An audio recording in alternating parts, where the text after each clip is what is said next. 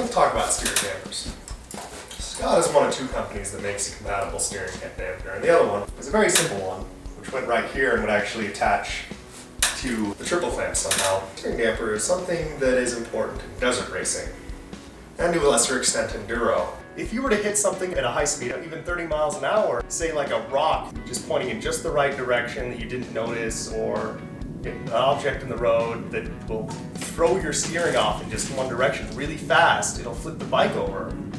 And what a steering stabilizer does is it holds your steering in place so that you end up going straight rather than rapidly changing your direction and having the potential of flipping your bike. It does make it less likely that you'll high end the bike, which is the most dangerous scenario. Though these are mainly used by people who do really high-speed desert racing, the off-road where you go really, really fast.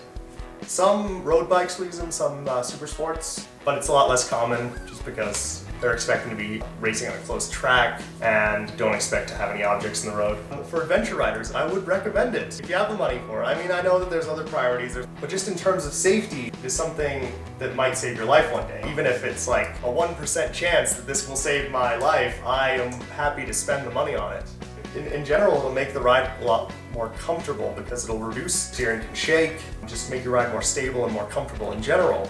So there is value in that. For adventure riders, for long distance riders who spend a lot of time on the highway, which is the most likely scenario that you'd have serious injuries if you hit something. Given, you do have to know what you're doing. That's always the key to anything with motorcycling, is to always practice, always have the right skills. But having the right equipment matters as well. When you hit something and it throws your steering off, not even the best skilled motorcyclists can save themselves from that. I mean, their talent is noticing the thing before they hit it. I do have a larger knob on here. The normal one is just this little arrow thing that points off, but just so that it's easier to turn this base valve. The most important thing is actually this high-speed valve. But the high-speed valve is the one that I can't possibly activate by switching, because it's going to go faster than I could possibly move. The real nice thing about the Scott steering stabilizer specifically is it does have these valves on the side, just the degree to which the steering stabilizer works. It goes from 34 degrees to 45 to, I believe it's like 66, then 90. For that rotation of the steering, over that course of rotation, that's when the steering stabilizer will work. Once you pass that point, then it will turn off. For most people, you're expecting to only really need it for when you're going very straight and you want to maintain that very straight position. You want to reduce your head shake, you want to not have to feel the risk of hitting an edge trap, hitting something that might cause your bike to crash. When you have your steering way leaned over, it's not something that you're going to worry about. But you can set it that high. I have it set to 45 degrees. I'm going to ride for a while and see how I feel about it. I am also going to see how I feel about the high speed adjustment, because that's what really matters, the high speed one. The base valve only adjusts low speed. All it really seems to feel like when you adjust it is it feels like the steering just got stiff. It feels kind of like the ball bearings in the steering are bad. Scott's is unfortunately very hard to navigate on their website, but they will help you if you call them. Make sure that you know what your clamp size is. They do have their basic ones for each model, but it might not necessarily fit yours perfectly. Instead of just going and buying whatever they sell, I would recommend calling them and saying, I have this, this, and this, saying what would work for me, because mods do get in the way. Right? I do worry about it getting stolen. I know that they sell bolts that are specifically keyed. I've seen a lot of like hubcaps. I believe the hubcaps on my car have like a special custom size socket wrench adapter that makes it so that you can't take it out. There's the same sort of thing with this, where there's a custom like screw that they make. Though, if you really want it to not get stolen, and still have it removable, you can probably get away with using those like star bolts, or more especially use a square bolt, like a square-headed bolt, because no one ever uses squares. It will work for all the KLXs. That's the case for a lot of these mods. Pretty much anything that will work for the KLX 09 Plus, so the late model KLXs, will work for the earlier ones. It's just that sometimes they take a little bit of manipulation to get them on there. This one will work with the Clark tank, and you can weld it on, which is probably a better bet if you have a welder.